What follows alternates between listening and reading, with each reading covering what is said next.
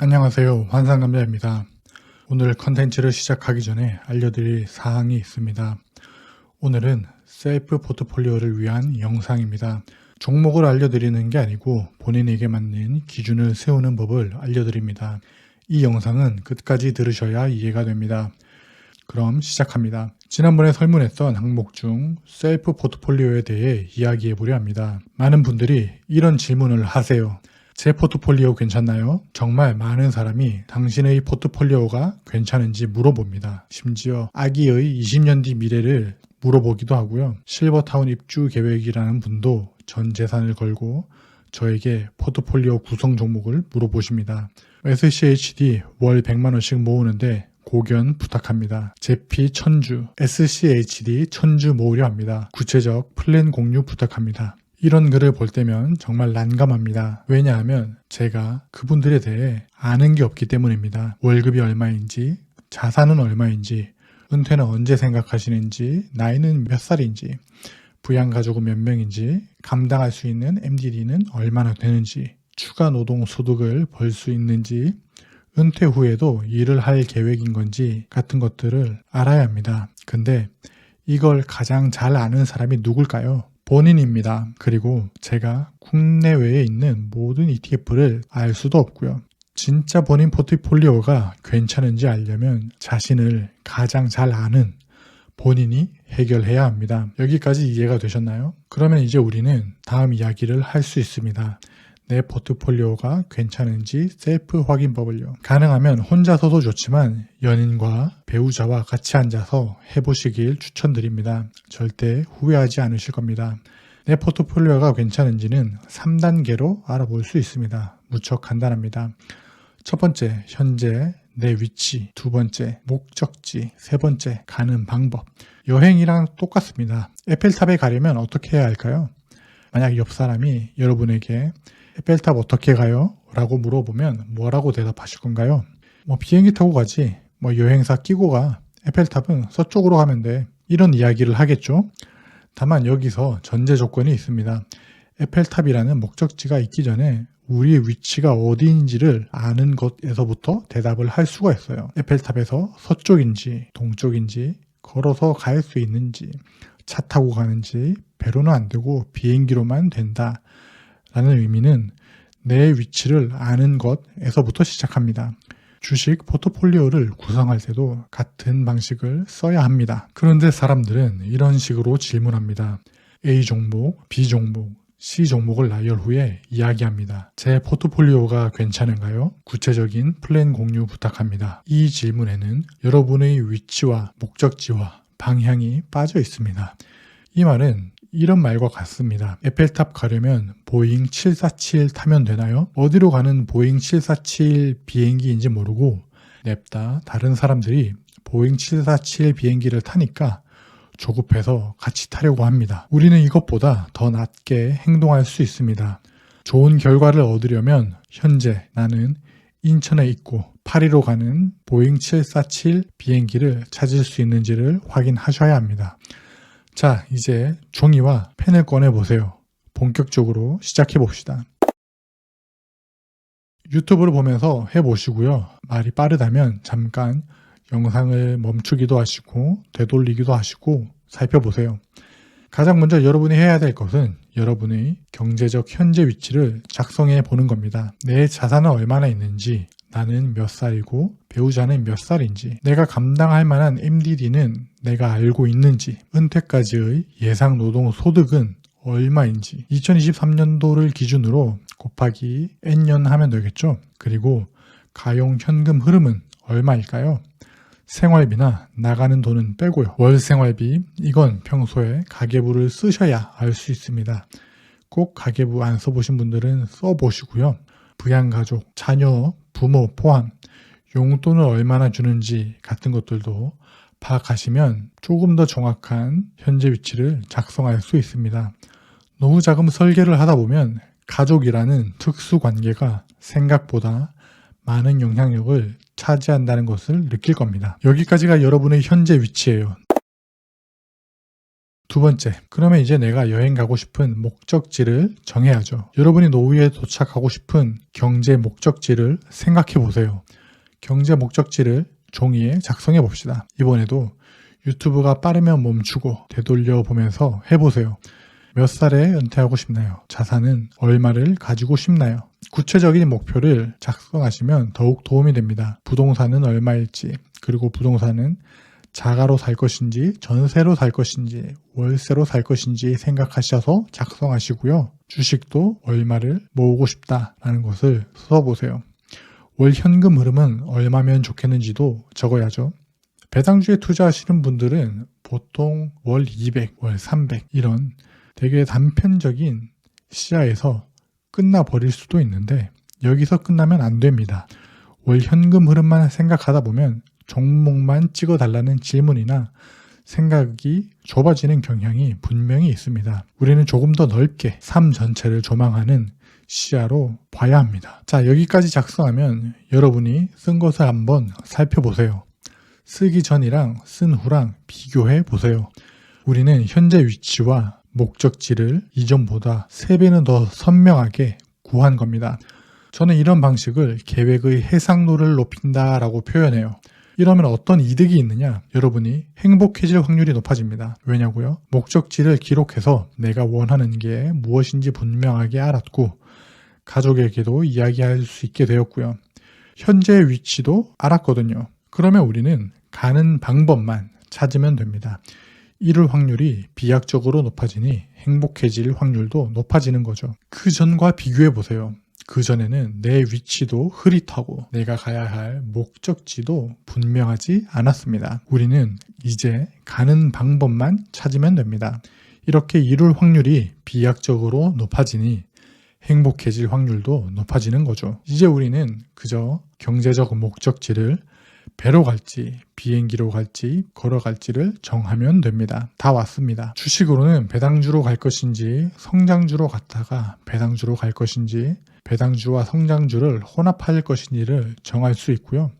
사회초년생이나 신혼부부는 인생 이벤트를 꼭 챙기시고요. 여기서 인생 이벤트는 보통 여기에서 플러스 마이너스 됩니다. 이 목록을 보면서 연금으로 많이 투자를 할 것인지 혹은 직투로 투자할 것인지를 판별할 수 있겠죠. 큰 돈 들어가는 이벤트는 인생에 3년에 한 번 혹은 5년에 한 번은 분명 존재합니다. 여러분이 주식이 아니라 부동산에 자신이 있다면 부동산으로 상급지를 갈아타거나 일시적 1가구 2주택을 노리면서 갭 투자를 할 수도 있겠죠. 혹은 수익형 부동산으로 월세를 받는 식으로 행동할 수도 있고요. 조금 더 나아가서는 본업 월급으로 원하는 부동산이나 주식에 도달할 수 있는지 여기서 체크해 봐야 합니다.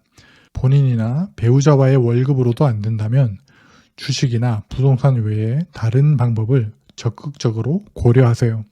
이때까지 하지 않은 방법도 적극적으로 찾아봐야 합니다. 여러분이 금수저가 아니라면 가지고 있는 자본이 없다는 뜻이고 근로소득이 여러분의 최선입니다. 제가 말하는 근로소득은 몸만 쓰라는 이야기가 아닙니다. 적극적으로 여러분의 두뇌와 가진 재능을 활용하세요. 내 재능, 노력, 자산들을 어떻게 활용해야 목적지까지 갈 수 있을까를 고민하세요. 고민할 게 많다고요? 절대 그렇지 않습니다. 오히려 줄었습니다. 제가 장담합니다. 왜냐하면 여러분이 종이에 현재 위치와 목적지를 적은 순간 여러분의 뇌는 이곳에서 저 목적지를 어떻게 갈 것인지에 대해서 고민하고 있거든요. 여러분이 어디 있든 난 못 가라고 생각하지만 마세요. 사람의 두뇌는 무엇보다 가성비가 뛰어납니다. 농구 황제 마이클 조던이 이런 말을 했습니다. 장애물을 마주했다고 반드시 멈춰서야 하는 건 아니다. 벽에 부딪힌다고 돌아서거나 포기하지 마라. 어떻게 벽을 오를지, 뚫고 나갈지 또는 돌아갈지를 생각하라. 내가 목적지까지 어떻게 갈 수 있을까를 생각하세요. 영상을 보고 여러분이 작성하신 것을 벽에 붙이세요. 경제적 자유여정이라 써놓고 거기서부터 여러분의 경제적 자유여정이 시작되는 겁니다. 포기하지만 마세요. 이렇게 현재 위치, 목적지, 가는 방법 등을 세팅해야 드디어 포트폴리오 이야기를 할 수 있습니다. 여러분이 만약 성장주를 선호하는 사람이라면 가장 중요한 건 MDD입니다. 내가 견딜 수 있는 최대 하락폭을 모르면 투자에 실패합니다. 내가 마이너스 50%까지 견딜 수 있는가 혹은 마이너스 80%까지 견딜 수 있는가 이런 것을 정해보는 겁니다. 그리고 직접 적은 수량으로 투자를 해보세요. 여러분이 만약 배당주 친화적인 분들이시라면 여러분이 현재 위치에서 쓸 수 있는 자금, 재능, 노력들을 주식으로 치환해 보세요. 현금 가치로 여러분의 목적지의 월 현금 흐름이 300만 원이라면 여러분의 포트폴리오에서 배당률이 몇 %인지 확인해 보세요. 만약 모자란다면 고배당으로 커버가 가능한지 확인하시고요. 일반 배당주 커버가 가능한지 확인해 보세요. 만약 안 된다면 내가 할 수 있는 노동력은 얼마나 되는지도 체크해 보시고요. 주말이나 평일 저녁에 돈을 벌어야겠구나 같은 것도 판별할 수 있겠죠. 나의 성향, MDD나 포모를 어디까지 견딜 수 있는지도 보시면서 성장주의 비중도 조금 섞는 것도 고려해 볼 수 있겠습니다. 이렇게 이제 여기서부터 하나씩 공부한 종목들을 포트에 집어넣으면 여러분만의 서사가 담긴 주식들이 여러분의 노후를 서서히 책임질 겁니다. 1년에 주식 종목 3, 4개만 공부해 보세요. 많이 공부하는 게 아니라 유튜브 보시면서 3, 4개의 고배당주, 배당주, 성장주 등을 공부해 보세요. 그리고 배당률, 배당 성장률을 보시고요. 안정적으로 배당을 지급해 왔는지도 보시고요. 이 주식에 투자하면 은퇴할 때 적정 수준으로 현금 흐름이 나올 것인지를 대입해 볼 수 있겠죠. 과거 히스토리가 만능은 아닙니다만 조금 더 내 마음을 진정시키는 데는 분명 도움이 됩니다. 만약 여러분이 3년 뒤에 은퇴하는데 SCHD에 넣는다? SCHD는 안정적이고 배당 성장률이 높긴 하지만 배당률은 적습니다. 내가 원하는 주식 개수만큼 채우지 못할 수도 있고요. 그에 따라 당장의 현금 흐름이 부족해 버릴 수도 있습니다. 종목을 찾는 것은 쉽습니다. 그냥 구글이나 네이버, 유튜브에 미국 배당주 혹은 고배당주, 배당 ETF로 검색해서 익숙해지세요. 이게 첫 걸음입니다. 사지 않아도 좋고 조금 더 진지하게 공부를 하고 싶다면 한 주씩만 사보세요. 마음이 없다가도 한 주만 사면 공부하게 됩니다. 그게 익숙해진다면 각각의 주식들의 상호 보완성도 보는 거죠. 예를 들면 제피나 제피큐는 SCHD와 변동성이 줄어드는지 혹은 늘어나는지를 보는 거죠. 시킹알파에서 검색해서 같은 섹터의 비중이 높으면 보통 연관성이 높다고 생각하시면 얼추 맞습니다. 그리고 totalrealreturns.com에서 백테스터도 해보시고요. 배당 포함하고 인플레이션 적용해서 구할 수도 있습니다. 여기서 WDD는 MDD와 똑같은 말로 최대 하락폭을 나타냅니다. 마이너스 40%면 1억을 투자했을 때 4천만 원이 떨어져서 내 돈 6천만 원이 남는다는 소리고요. 이걸 내가 견딜 수 있는지 진지하게 내면의 소리에 귀를 기울여 보세요. 시킹알파와 totalrealreturns.com은 댓글로 링크를 남기겠습니다. 질문의 프레임을 개별주나 ETF가 아니라 나에게로 돌려서 다시 질문해 보세요. 이 종목을 담으면 내가 원하는 목적지까지 갈 수 있을까? 고배당주를 투자했는데 원금이 깎여가요. 그러면 마음이 흔들리겠죠? 여기서 스스로에게 물어보세요. 이 종목으로 내가 원하는 목적지까지 갈 수 있을까? 혹은 이 다음 단계로 진화가 필요할까? 등을 스스로에게 물어볼 수 있습니다. 그렇게 종목을 공부하고 하나씩 담았으면 스스로 자동 항법을 켜놓고 잘 가는지 셀프 체크해야 합니다. 목적지와 가는 방법을 체크만 하면 되겠죠. 몇 개월에 한 번씩 지금 종목으로 잘 가고 있는지 확인하는 거죠. 저는 보통 6개월에 한 번씩 리밸런싱으로 재조준합니다. 여기서 문제는 포트폴리오나 종목이 아닙니다. 포트폴리오는 조금씩 재조준하면 돼요. 가장 큰 문제는 우리가 맨 처음에 했던 현재 위치를 내가 모르거나 목적지를 모르는 나 자신이 문제일 수 있습니다. 내가 가장 힘들어하는 게 무엇인지 알아야 합니다. 경험해보니 저는 두 가지를 견딜 수 없는 사람이더군요. 불확실성과 큰 변동성을 견딜 수 없는 사람이었습니다. 만약 이런 제가 다른 사람의 목소리를 듣고 2022년에 QQQ의 하락장을 마이너스 30%, 마이너스 40% 겪었다면 그리고 거기서 내가 주식을 빠져나왔으면 어땠을까요? 저는 배당주 투자에서 고배당주 투자, 성장주 투자, 개별주 투자 등을 돌아다니다가 마침내 돌아왔습니다. SCHD와 고배당주를 포트에 집어넣고 나니 QQQ라는 변동성에 대항할 힘이 생긴 겁니다. 주식은 심리가 9할입니다. 장기 투자를 위해 QQQ의 변동성을 커버할 재료들을 모으는데 저는 시간을 쓰고 돈을 쓴 거죠. 제 포트폴리오에는 숫자에는 보이지 않는 저만의 스토리가 있습니다. 그래서 단단한 겁니다. 여러분도 현재 위치, 목적지, 가는 방법을 적으세요. 본인에게 맞는 포트폴리오는 자신이 가장 잘 설계할 수 있습니다. 저는 여러분의 경제적 자립을 돕기 위한 러닝메이트입니다. 제가 달려야 하는 게 아니라 여러분이 직접 근육을 움직여 달리셔야 하고 여러분의 하체 근육, 상체 근육을 직접 키워야 합니다. 저는 그저 옆에서 치얼업 해주는 사람일 뿐입니다. 다른 사람을 무슨 수로 믿나요? 저에게 여러분의 아기 20년의 인생을 맡길 수 있나요? 여러분의 마지막 노후인 실버타운을 가는 자금의 돈을 맡길 수 있나요? 저를 믿지 마시고 제가 유튜브로 이야기하는 것이 납득되면 그걸 실행하는 본인을 믿으세요. 의심과 셀프 검증의 영역을 번갈아 가면서 항해해야 내 인생의 항해를 제대로 할 수 있습니다. 자기 문제는 시간이 걸리더라도 직접 풀어야 합니다. 어떤 일을 하든 힘든 때는 찾아오기 마련입니다. 처음에 내 현재 위치와 목적지, 가는 방법을 찾는 것이 힘들 수는 있습니다. 그러나 한 번 하고, 두 번 하고, 세 번 하고 나면 편해집니다. 그리고 그 길이 가장 믿을 만한 길이라는 것을 알게 되고요. 처음에 쉽게 가면 갈수록 어려워집니다. 남이 세워준 스탠다드는 흔들리고요. 조금만 바람이 세게 불어도 흔들리고 뽑힙니다. 일이 잘 풀리지 않거나 결과가 안 좋게 나오면 부정적인 마음이 스물스물 올라오죠. 주식 투자에서 부정적인 마음은 마이너스 수익률을 가져다 주는 무서운 친구입니다. 배당주 혹은 주식만의 시야에 갇히지 마세요. 우리가 했던 오늘의 이야기는 인생 전체를 조망하고 넓은 시간관을 가지는 여정이었습니다.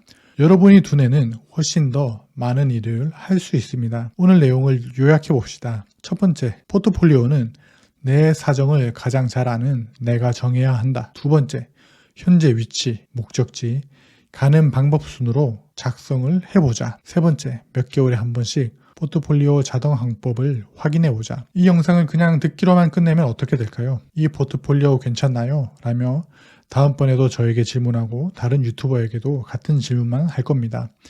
질문이 개선되지 않고 항상 똑같은 질문만 할 거예요.